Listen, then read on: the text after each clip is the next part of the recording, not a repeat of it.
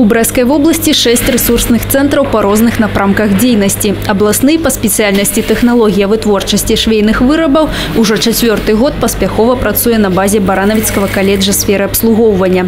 За этот час тут прошли навучание больше за 2000 человек. Для того, чтобы приблизить выпускника к производственным проблемам, ресурсный центр больше всего дает эти возможности. Здесь самое передовое оснащение, которое встречается на самых передовых фабриках нашей легкой промышленности.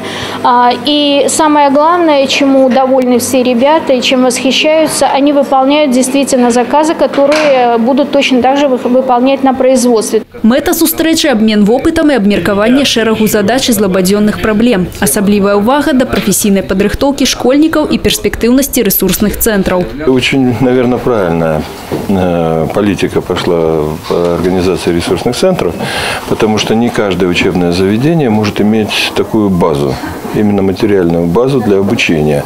Есть опыт уже в регионах. У нас в Брестской области есть опыт, который немножко отличается, немножко даже очень сильно отличается от опыта других областей. До речі, сьогодні шмат уваги надається тому, каб ресурсныя цэнтры сапраўды былі абсталяваны па апошнім слове тэхнікі. Гэта неабходная умова выпуску спецыяліста, добра падкаванага не толькі ў тэорыі, але і на практыцы. На уровне Министерства образования проработан вопрос и будет производиться дооснащение ресурсного центра в Пинске. Это направление сварочной технологии.